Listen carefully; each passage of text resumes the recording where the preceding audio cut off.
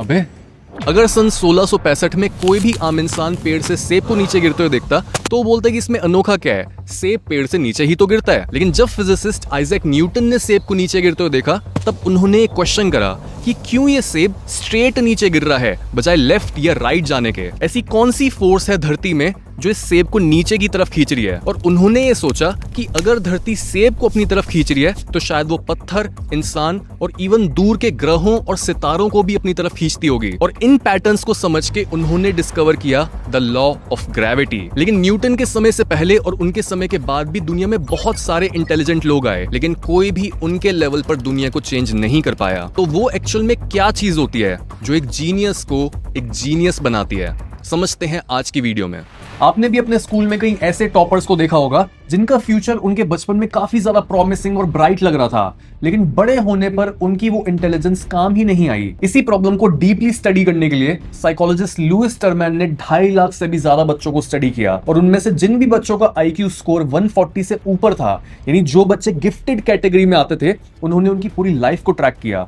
उन्होंने ट्रैक किया उनकी एजुकेशन, उनके करियर, उनकी अचीवमेंट्स, उनकी हेल्थ, उनकी पर्सनैलिटी, उनकी शादी, हर चीज को। और लुइस को लग रहा था कि ये बच्चे इतने ज्यादा इंटेलिजेंट है कि पक्का इनमें से कोई ना कोई अगला आइंस्टाइन या फिर न्यूटन बनेगा। लेकिन रिजल्ट्स में ऐसा कुछ भी नहीं हुआ। हाई आईक्यू बस academic success, better than average health और उनकी जॉब की स्टेबिलिटी को ही प्रेडिक्ट कर पाया। और तभी आइंस्टाइन, न्यूटन, टेस्ला, रामानुजन और दा विंची जैसे क्रिएटिव जीनियसेस दुनिया को समझने के लिए बस अपने आईक्यू का इस्तेमाल नहीं करते थे, वो इस्तेमाल करते थे दुनिया के सबसे पावरफुल मॉडल का। ये एक ऐसा मॉडल है जिसे अगर आपने समझ लिया तो चाहे आपको अपने बिजनेस में खूब सारा पैसा कमाना हो, एनलाइटनमेंट हासिल करना हो, लाइफ के पर्पस को समझना हो, या फिर आप डाउट में हो कि मैं लव मैरिज करूं या अरेंज मैरिज, मैं कौन सा करियर पैथ चुनूं, कोई भी डाउट है, कोई भी आपका गोल है, हर चीज का सॉल्यूशन आपको मिलेगा इस मॉडल से। ये है AQAL मॉडल, यानी ऑल क्वाड्रेंट्स ऑल लेवल्स। इस मॉडल में ह्यूमन डेवलपमेंट के सारे बेस्ट आइडियाज मौजूद हैं और ये आपको सिखाता है कि इन सारे आइडियाज को कंबाइन कैसे करते हैं।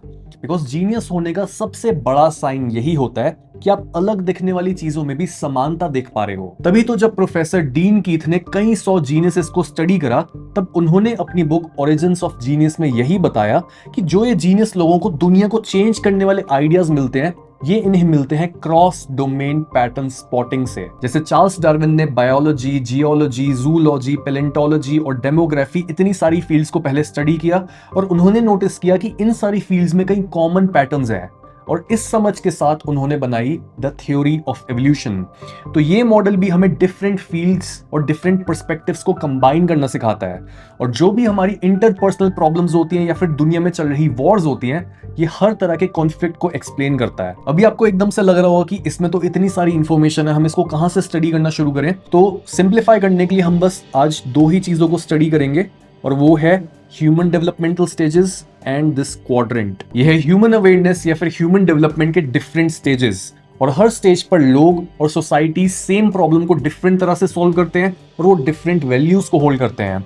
अनलाइक मास्लोज हायरार्की जहां पर हमें एक इंसान की मोटिवेशंस के बारे में समझाया जाता है, यहां पर हमें यह बताया जाता है कि डिफरेंट स्टेजेस पर मौजूद जो ये डिफरेंट लोग हैं, इनकी प्रॉब्लम्स को हम किस नजर से देखें और उन प्रॉब्लम्स को सॉल्व किस तरीके से करें। एक एक करके ये समझते हैं कि हर स्टेज पर किस तरह के लोग मौजूद होते हैं। सबसे पहला स्टेज है बेज और ये चलते हैं इंस्टिंक्टिवली, यानी जो भी लोग बस खाने के बारे में, पीने के बारे में या बस जिंदा रहने के बारे में सोच रहे होते हैं, वो लोग ह्यूमन डेवलपमेंट के सबसे निचले स्टेज पर होते हैं। लाइक जो भी न्यूली बॉर्न बच्चे होते हैं या फिर जो लोग होमलेस होते हैं, इनको और कुछ नहीं सूझता, इनको बस ये होता है कि मैं जिंदा कैसे रहूं, मैं खाऊं कैसे, मैं पीऊं कैसे। नेक्स्ट स्टेज है पर्पल और इनका वर्ल्ड व्यू होता है animistic. Animism basically primordial form of religion है, यानी रिलीजन बेसिकली ये हो गया जहां पर मैं मूर्ति पूजा कर रहा हूं या फिर एक भगवान या फिर किसी एक आइडल के बारे में मैं सोच रहा हूं, उसका नाम ले रहा हूं। बट एनिमिज्म जो था वो रिलीजन का सबसे पुराना वर्जन था और वहां पे हम हर चीज में, हर पत्थर में, आग में, आसमान में, हर चीज में ये देख रहे होते थे और ये सोच रहे होते थे कि हर चीज में कोई ना कोई स्पिरिट है, हर चीज में ही भगवान है। तो ये जो लोग होते हैं जो पर्पल स्टेज पर अटके हुए होते हैं, they are very religious and they are very superstitious. उनको हमेशा ये क्वेश्चन आता है दिमाग में कि जो भी मैं काम करने वाला हूं, how does that relate to my religion, मेरे ये ट्रेडिशन से कैसे रिलेटेड है। Next stage is stage red और इनका वर्ल्ड व्यू होता है ईगोसेंट्रिक, यानी जो भी एक ऐसा इंसान होता है जो दुनिया पर अपनी ईगो को इंपोज करके ये बोलता है कि बस मेरी चलेगी। यानी चाहे आपने बचपन में किसी ऐसे बच्चे को देखा हो जो हर किसी को बुली कर रहा होता है, मे भी आपके घर में कोई ऐसा इंसान है जो हमेशा ये बोलता है कि अच्छा तेरा ये ओपिनियन है, तेरा ये ओपिनियन है, तेरा ये ओपिनियन है, बट एंड में मेरी सुनी जाएगी, मेरी अगर नहीं सुनी तो मैं थप्पड़ मारूंगा, मैं तुम्हें बहुत ज्यादा ताने मारूंगा, मैं गालियां सुनाऊंगा। ये जो बंदा होता है ही इज अ टायरेंट, ये होता है तानाशाह। ये हो गया हिटलर, ये हो गया माओ, मुसलिनी या फिर अलेक्जेंडर द ग्रेट, जिनको बस जीतने की पड़ी होती है। दूसरों की ओपिनियन चाहे कुछ भी है, दूसरों के सपने चाहे कुछ भी हैं, भाड़ में जाए सब, मेरी चलेगी। That's stage red for you. Next stage है स्टेज ब्लू, और ये वो लोग होते हैं जो अथॉरिटी का पालन करते हैं। ये हमेशा रूल्स के बारे में और हमेशा रेगुलेशन के बारे में बात कर रहे होते हैं। ये लोग होते हैं डॉगमेटिक एंड अथॉरिटेरियन। यानी अगर हम पर्पल स्टेज पर बैठे हुए लोगों को बस भगवत गीता, कुरान या फिर बाइबल पकड़ा दे और उनको बस एक स्ट्रक्चर दे दिया जाए, तो वो ब्लू स्टेज पर आ जाते हैं और वो ये बोलने लगते हैं कि there is only one truth, मेरा रास्ता जो है बस वही रास्ता सही है। जिस रिलीजन को, जिस ट्रेडिशन को मैं फॉलो कर रहा हूं, अगर मैं हिंदू हूं, अगर मैं इस्लामिक हूं या फिर मैं क्रिश्चियन हूं, तो मेरी बात सुनो। जो भी दूसरे कल्ट्स हैं, जो भी दूसरी ट्राइब्स हैं, जो भी दूसरे रिलीजन और ट्रेडिशन है, सब गलत हैं, और जिस चीज को मैं फॉलो कर रहा हूं, जिस अथॉरिटी को मैं फॉलो कर रहा हूं, बस वो सही है। जहां पर्पल स्टेज पर हमें मिलती हैं बहुत सारी ट्राइबल सोसाइटीज, रेड स्टेज पर होती हैं वो सिविलाइजेशंस जिनके कल्चर के सेंटर में होती है वॉर, जैसे रोमन एम्पायर या फिर मंगोलियन एम्पायर। वहीं ब्लू स्टेज तक आते आते हम बहुत ज्यादा सिविलाइज्ड बन गए होते हैं, और तभी यहां पर आती है इंडिया जैसी कंट्री और बहुत सारी मिडिल ईस्टर्न कंट्रीज, जहां पर हम ये बोलते हैं कि इतनी सफरिंग के बाद, इतना दुख झेलने के बाद, लड़ाई के बाद हमें एक सच समझ आया है और हम कुछ भी हो जाए इस सच को नहीं छोड़ेंगे। इसी वजह से इंडिया और मिडिल ईस्टर्न कंट्रीज में अथॉरिटी को बहुत ज्यादा बढ़ावा दिया जाता है। हमें हमेशा ये बोला जाता है कि एल्डर्स की रिस्पेक्ट करो, अपने माँ बाप के आगे कुछ बोलो मत, और हमेशा हमें ऐसे ही करियर्स को चूज करने के लिए बोला जाता है जहां पर हमें दूसरों की रिस्पेक्ट मिले और जहां पर हमारे पास अथॉरिटी हो, like a government job. It is coming from the same understanding of this stage, जो ये बोलता है कि जो चीज टेस्टेड और प्रूवन है, जो चीज हमने फिगर आउट कर लिया कि गवर्नमेंट जॉब स्टेबिलिटी प्रोवाइड करती है, तुम कुछ और मत करो। अगर तुम्हारा कल्चर या फिर तुम्हारा रिलीजन काम करता है तो कहीं और देखने की सोचो भी मत। Next stage is stage orange, and this is purely about capitalism, about success. और ये वो कल्चर्स होते हैं जहां पर पूरा एनवायरनमेंट ही ऐसा क्रिएट किया जाता है जहां पर एक इंसान को मोटिवेशन मिले कि वो ज्यादा से ज्यादा चीजों को इनोवेट करे। यानी this is merit based and growth driven. Orange stage पर मौजूद लोग अक्सर ये बोलते हैं that life is a competition. जैसे 3 इडियट्स में वायरस का कैरेक्टर अगर आप देखो तो वो यही बोलता है दैट दुनिया में 2 किस्म के लोग होते हैं, विनर्स और लूजर्स। अगर आप तेजी से लाइफ में आगे नहीं भागते हो तो कोई ना कोई आएगा और वो आपको कुचल के आगे निकल जाएगा। लेकिन अगर आप मेहनत करते हो, आप गेम को समझते हो, आप अपने अंदर डिसिप्लिन को बिल्ड करते हो, तो आप भी एक दिन सक्सेसफुल बन जाओगे। अगला स्टेज है स्टेज ग्रीन, और यहाँ पर वो लोग आते हैं जो बात करते हैं इक्वालिटी की, सोशल जस्टिस की और ह्यूमन राइट्स की। यानी जो भी लोग एनजीओ चलाते हैं, जो लोग सड़क पर निकल के नारा लगाते हैं, जो एनवायरनमेंट को सेव करने की बात करते हैं, हर ऐसा इंसान आता है ग्रीन स्टेज में। अगर आपको लगे कि यार ये लोग उतनी मेहनत नहीं करते हैं, दे कंप्लेन अ लॉट, तो फिर भी ये इतना ऊपर कैसे हैं डेवलपमेंट के स्टेज में? यू नीड टू अंडरस्टैंड कि हर स्टेज जो है वो अपने आप में कंप्लीट नहीं है, इट इज इनकम्प्लीट। और बहुत सारे नीचे के ऐसे स्टेजेस हैं ग्रीन के नीचे, जैसे ऑरेंज है, ब्लू है, रेड है, सब में कोई ना कोई ऐसी क्वालिटी है जो अगर आप में मिसिंग है तो यू विल बी इनकम्प्लीट और आपका डेवलपमेंट पूरा नहीं होगा।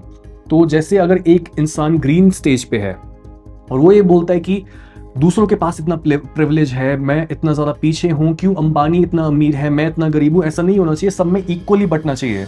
अगर ऑरेंज स्टेज पर मौजूद इंसान ये बोलता है कि मैं एक कैपिटलिस्ट हूं, तो ग्रीन स्टेज पर मौजूद इंसान बोलता है कि मैं एक सोशलिस्ट हूं और सब में इक्वली बांटो। नीचे के सारे स्टेजेस आते हैं फर्स्ट टीयर थिंकिंग में, और इन सब में कॉमन कमी ये है कि ये बोलते हैं कि जो मेरा वर्ल्ड व्यू है, जहां पर खड़ा होकर मैं दुनिया को देख रहा हूं, बस वो सही है। ये समझ ही नहीं पाते कि दूसरा इंसान अगर कोई अपना ओपिनियन दे रहा है तो वो भी सही हो सकता है। जैसे ग्रीन स्टेज पर खड़ा हुआ बंदा जो सड़क पर जाके नारे लगा रहा होता है कि लड़कियों को उनके राइट्स दे दो, या फिर जो अमीर लोग हैं उनको टैक्स ज्यादा करो, हमारे को ज्यादा तुम फैसिलिटीज प्रोवाइड करो, हमारा टैक्स कम करो, ये जो बंदा होता है ये हमेशा बोल रहा होता है कि सिस्टम मेरे अगेंस्ट है।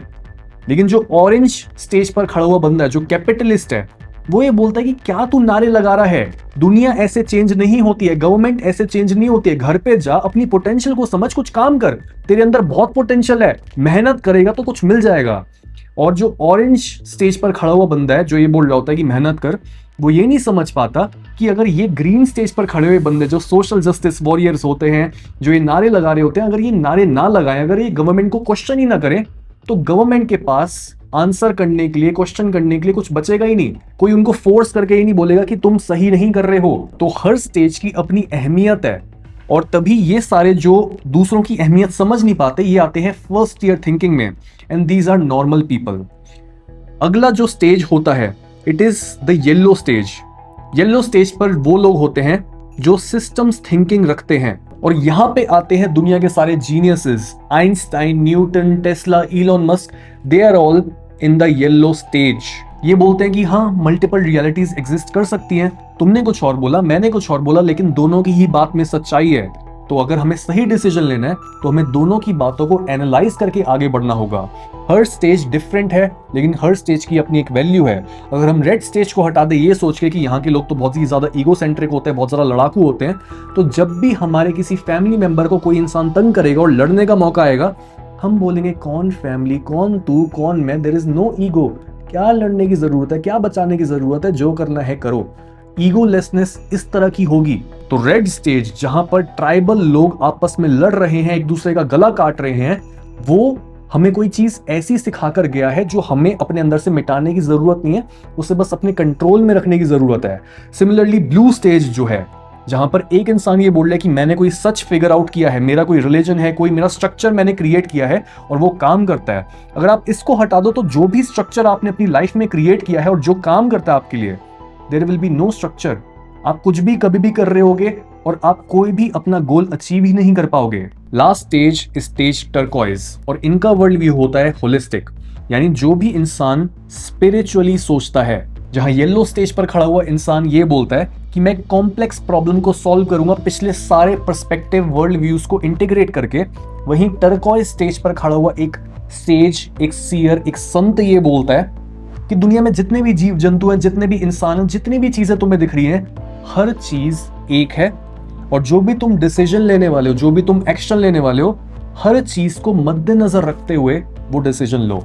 अगर तुम हर चीज को कंसिडर करते हुए, हर इंसान को, जीव जंतु को, एनवायरनमेंट को, दुनिया को कंसिडर करते हुए कोई भी डिसीजन ले रहे हो, तो वो डिसीजन ठीक होगा। नाउ इस अंडरस्टैंडिंग को प्रैक्टिकल बनाने के लिए आपको ये चीज समझने की जरूरत है कि ये सारे स्टेजेस आपकी लाइफ के हर एरिया और हर प्रॉब्लम में मौजूद होते हैं। तो अगर आपको अपनी किसी प्रॉब्लम का सोल्यूशन चाहिए तो आपको इन सारे स्टेजेस को अपनी लाइफ के हर एरिया पर रख के देखना होगा। यहां पर मैंने हमारी लाइफ के 4 मेजर एरियाज को डिस्क्राइब किया है। सबसे पहला है इंडिविजुअल इंटीरियर, जिसको बोला जाता है आई, यानी आपकी साइकोलॉजी, आपके इमोशंस, आपकी मेमोरीज, आपकी पर्सनालिटी, हर वो चीज जो आपके अंदर चल रही है और सिर्फ आप उसको एक्सपीरियंस कर सकते हो, वो आती है इंडिविजुअल इंटीरियर में। और इसे स्टडी करती है साइकोलॉजी, साइकोथेरेपी और फिलॉसफी जैसी फील्ड्स। इसके बाद आता है इंडिविजुअल एक्सटीरियर, यानी जो चीजें आपका ही पार्ट है, आपका डीएनए, आपका दिमाग, आपकी बॉडी, आपकी फिजियोलॉजी, हर वो चीज जिसको साइंस मेजर कर सकती है।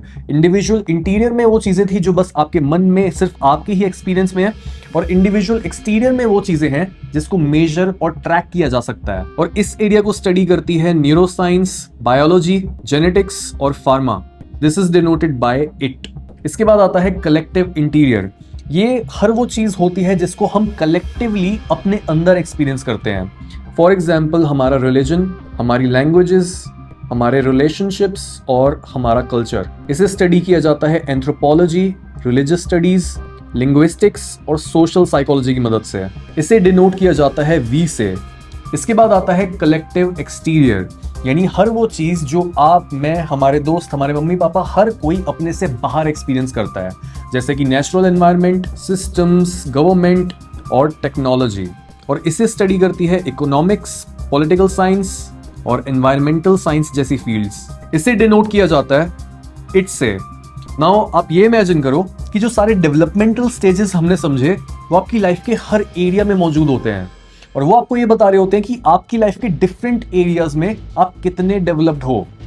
एग्जाम्पल के तौर पर, अगर आप अपने इंडिविजुअल इंटीरियर में पर्पल स्टेज पे हो, तो आप ये बोलोगे कि I feel very safe because मेरे को पता है कि मेरे पूर्वज मेरी रक्षा कर रहे हैं, या फिर I feel very scared, I feel very unsafe because मेरे पूरे वंश को ही श्राप लगा हुआ है।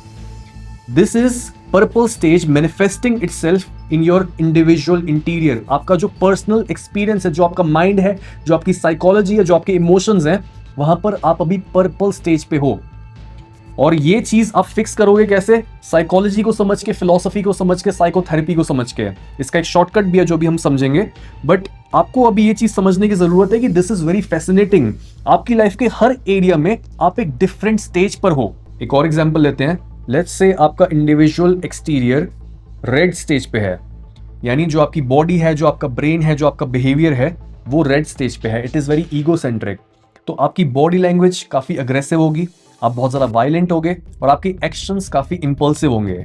बट लेट्स से आप अपने इंडिविजुअल एक्सटीरियर के ग्रीन स्टेज पर हो, तो आप क्या करोगे? आप अपनी बॉडी की केयर करोगे काफ़ी नेचुरल वे में।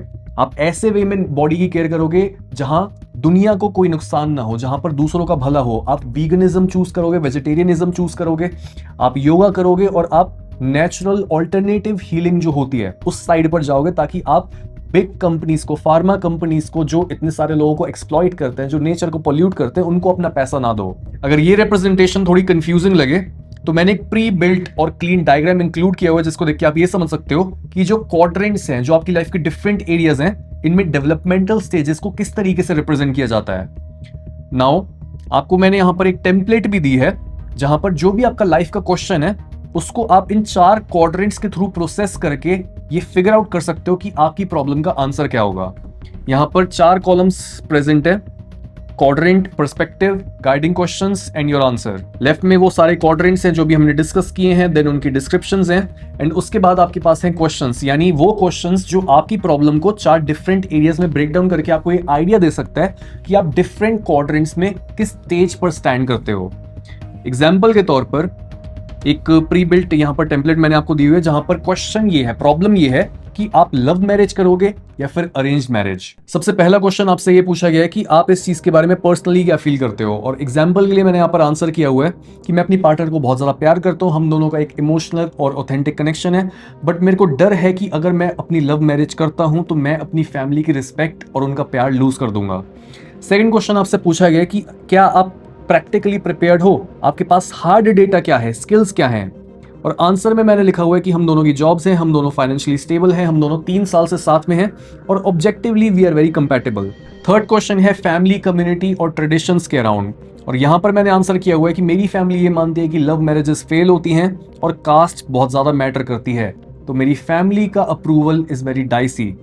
एंड लास्ट क्वेश्चन जो है वो है पॉलिटिकल सिस्टम्स, इकोनॉमिक सिस्टम्स और सोशल सिस्टम्स के अराउंड, यानी क्या गवर्नमेंट और सोशल स्ट्रक्चर्स इस तरह की शादी को सपोर्ट करते हैं।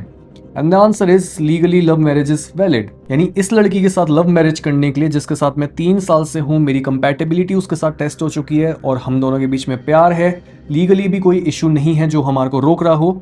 जो चीज बस इस चीज को डिले कर रही है वो है फैमिली का अप्रूवल। सो इस चीज से मुझे ये क्लैरिटी मिलती है कि लव मैरिज मेरे ऑथेंटिक सेल्फ के साथ अलाइन करता है और प्रैक्टिकली मैं ये कर भी सकता हूँ। जो एक्चुअल रेजिस्टेंस है वो है मेरी फैमिली। तो किन स्ट्रैटेजीज का मैं यूज कर सकता हूँ? आई कैन यूज थेरेपी, मैं एक मीडिएटर को इंक्लूड कर सकता हूँ, मे बी मेरा कोई रिलेटिव हो, मे बी ऐसा कोई बंदा हो जिसको मेरे मम्मी पापा बहुत ज़्यादा रिस्पेक्ट या फिर प्यार करते हैं and he can mediate for me, या फिर हम बस ग्रेजुअली डिस्कस करके इस चीज़ को रिजॉल्व कर सकते हैं और हम जो भी मम्मी पापा को डाउट है उसको क्लियर कर सकते हैं। एक और प्रॉब्लम मैंने यहाँ पर इंक्लूड किया जिसको हम अपने सिस्टम से गुजार के एक डिसाइसिव और कंक्लूसिव आंसर तक पहुंच सकते हैं। Problem is whom should I vote for? एक कैंडिडेट है जो बहुत ही ज्यादा करप्ट है और वो बार बार रिश्वत लेते हुए पकड़ा जाता है, बट वो रोड्स बना रहा है, वो स्कूल्स बना रहा है और हॉस्पिटल्स बिल्ड कर रहा है। और एक कैंडिडेट है जो बहुत ही ज्यादा ऑनेस्ट है, उसकी पब्लिक इमेज बहुत ज्यादा क्लीन है, बट वो कुछ भी कर नहीं रहा है, he is very slow with the development process. तो यहां पर सेम क्वेश्चंस हम लें तो आंसर निकल के आता है कि emotionally I feel very angry. Corrupt politicians मेरे को बहुत ज्यादा डिस्गस्ट करते हैं, बट मैं ये भी चाहता हूं कि मेरा एरिया कंटिन्यूसली इंप्रूव होता रहे। मैं ऑनेस्टी को वैल्यू करता हूं but I also want progress. Second question जो हमारा हार्ड डेटा के अराउंड था, वहां पर मैंने यहां पर लिखा हुआ है कि कैंडिडेट ए जो है, जो करप्ट है, उसने बहुत सारे हाईवेज को बिल्ड किया है, उसने पावर सप्लाई को इंप्रूव किया है, बट मल्टीपल स्कैम्स में भी वो पकड़ा गया है। कैंडिडेट बी का जो एविडेंस है, जो हार्ड सॉलिड साइंस और स्टैट्स हैं, वो ये बताते हैं कि वो स्पीचेस अच्छी देता है, क्लीन रिकॉर्ड है उसका, but know successful projects yet. Third question is around community, family and tradition. Community बोल रही है कि भाई डेवलपमेंट चाहिए तो इस टेढ़े पॉलिटिशियन को ही इलेक्ट करना पड़ेगा, लेकिन आपकी फैमिली और आपका ट्रेडिशन आपको ये बोल रहा है कि सच्चाई को सबसे ऊपर रखो। अगर हर कोई करप्ट लोगों को ही वोट देने लग गया तो कभी भी सिस्टम चेंज ही नहीं हो पाएगा। एंड लास्ट क्वेश्चन इज, आपके डिसीजन के लॉन्ग टर्म कॉन्सिक्वेंसेस क्या होंगे, अपॉर्चुनिटीज यहाँ पर क्या हैं, और सोशल, इकोनॉमिक, पॉलिटिकल सिस्टम्स इस डिसीजन को किस तरीके से इन्फ्लुएंस करते हैं। सिस्टेमिक रियलिटी यहाँ पर यह है कि करप्शन टेंडर सिस्टम्स में नॉर्मलाइज्ड होती है, ऑनेस्ट लीडर्स बहुत ज़्यादा रेजिस्टेंस फेस करते हैं, और हिस्टोरिकली ये देखा गया है कि जो भी एरिया करप्शन को रिवॉर्ड करते रहते हैं वो सोसाइटीज करप्शन डिपेंडेंट बन जाती हैं। तो इस प्रॉब्लम का सोल्यूशन क्या होगा?